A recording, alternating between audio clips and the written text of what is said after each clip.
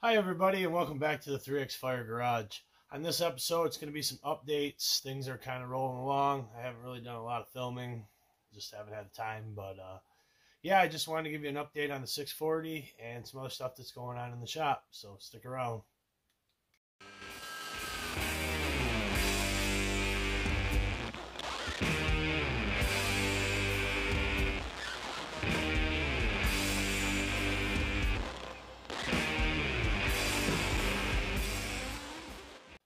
So with that out of the way, let's get this episode rolling. Like I said, I'm going to show you guys what's going on with the 640 project right now. It's pretty close. It's probably not going to fire in this episode, so if you guys were excited to see that, just hold on. It's coming. Things are just kind of chugging along on that project right now. The 640 is in the sled. It's all bolted up, plumbed up for the most part. I still got to put coolant in it. I'm messing with trying to get these 38s to fit. I had a little hiccup with the carb boots or the flanges or whatever you want to call them to go to the carb to the motor, getting the right size. We got that straightened out, no biggie. So right now I'm having issues with the steering post hitting the rack carbs and the air box. It's kind of a mess right now. They screwed the coil to the air box, which now hits the rack carbs. Come to find out, the coil's not even supposed to be on the air box. It's supposed to be down on the cooler hose, zip tied to it, I guess, along with the fuel pump. I guess Cat was trying to save weight by doing that, so I got to figure that out.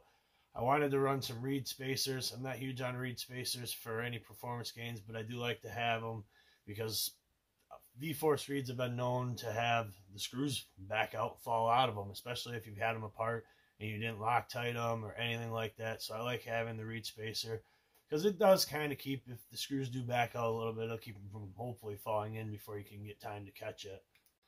And this is kind of what I was talking about. See, there ain't a whole lot of gap in there. So either the pins that go through the sides here can't really back all the way out and fall out.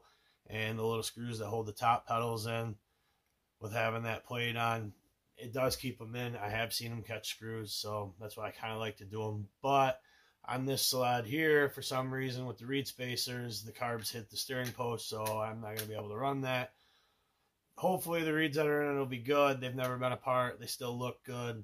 They're still tight. There's no real light showing through the ends of the pedals. So hopefully we'll just keep our fingers crossed nothing crazy like that happens. As far as assembly goes, huge shout out to Powersports Plus. They were great. You got it assembled, no problems. And he did a great job on it. So I'm real impressed with that. I'll be happy to see what happens when we get her fired up and see what it actually runs right. But again, huge thanks to Powersports Plus for assembling this for me. Just didn't have the time, and I really didn't want to tackle something like this. This was a little out of my wheelhouse, being aftermarket cylinders and stuff like that.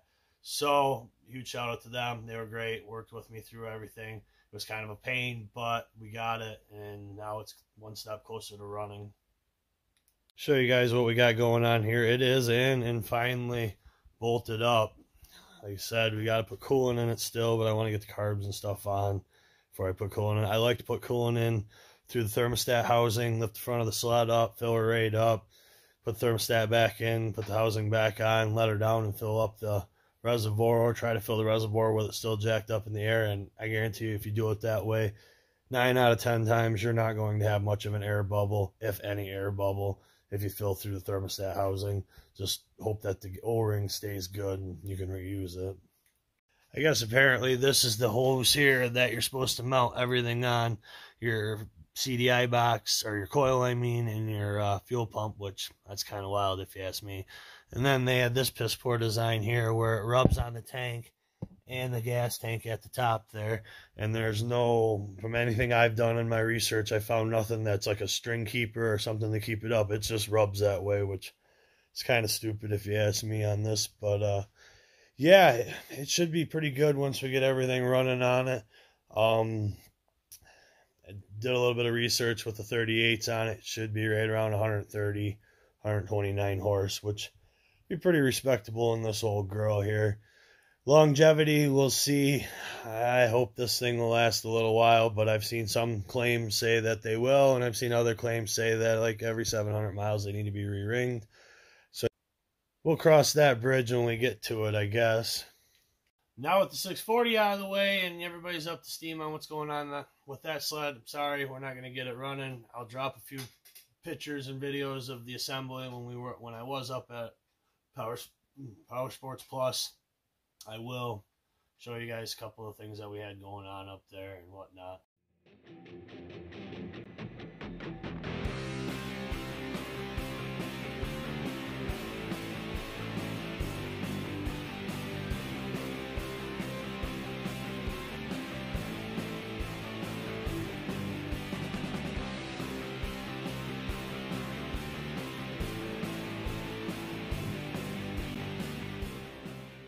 But on to some other subjects around the shop.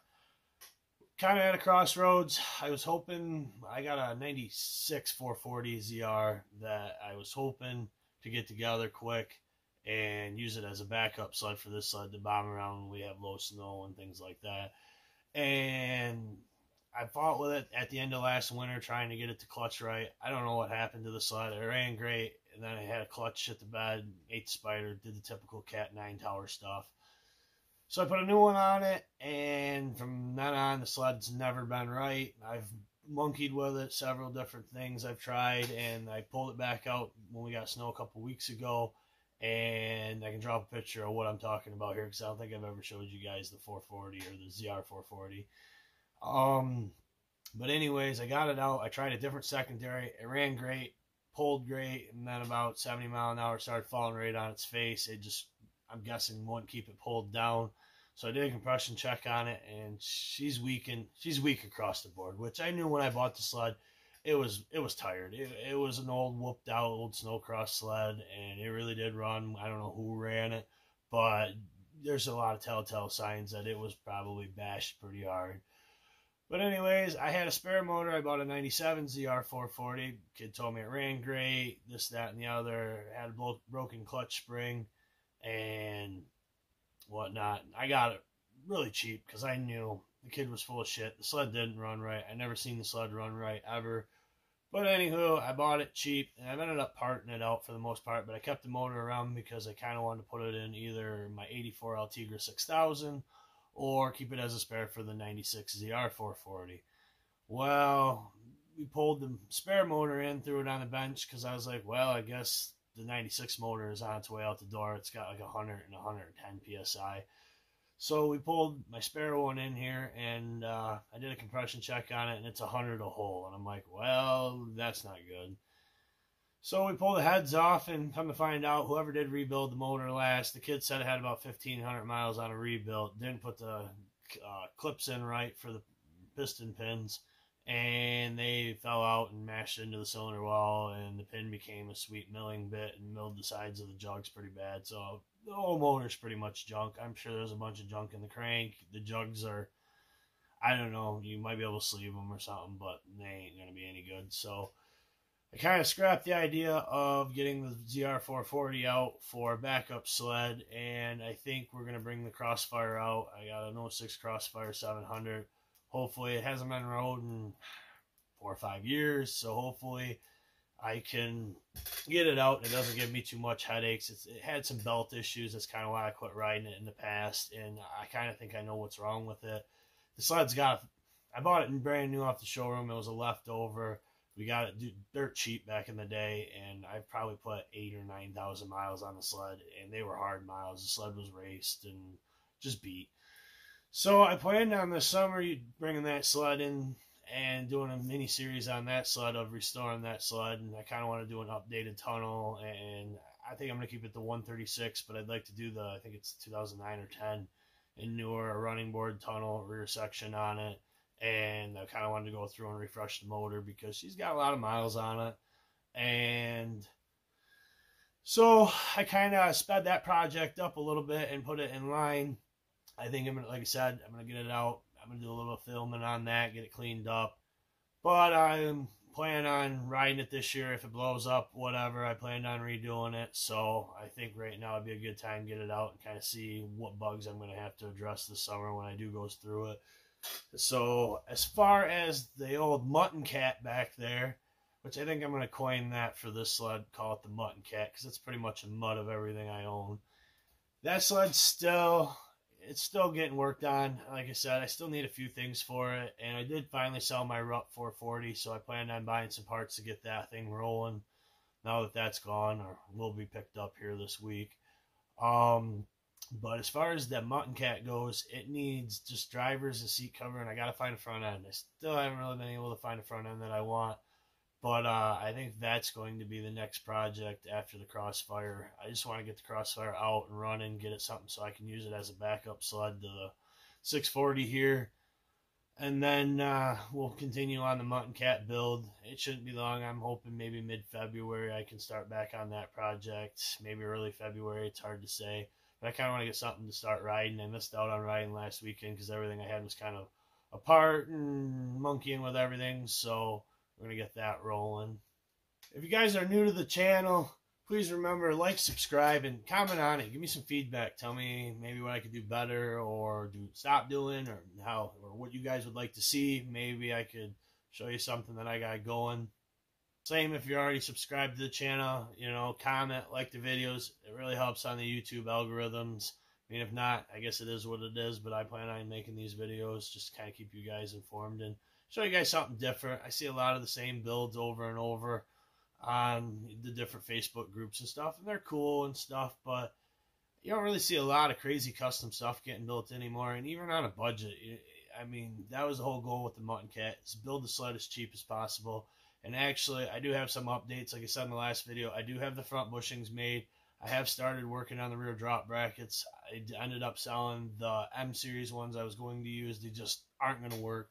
For the time being, I just want to get that sled whipped together quick, so I'm going to build some out of steel. It ain't going to be great, but it'll get it rolling. But it just goes to show you can do some pretty cool stuff if you're resourceful, and you can stay within a pretty decent budget. I'm trying to stay under $1,000 on that sled, which is pretty reasonable, and as of right now, I'm pretty close to being under that goal, even with having to buy them few parts I got left. But I just wanted to see some more stuff on YouTube of, budget custom builds. So I hope that's what you guys are like, or you like to watch, and I hope that can be kind of interesting for you, or give you guys some ideas to maybe help out your projects. But just like I said, leave some feedback to let me know, and thanks for watching the video.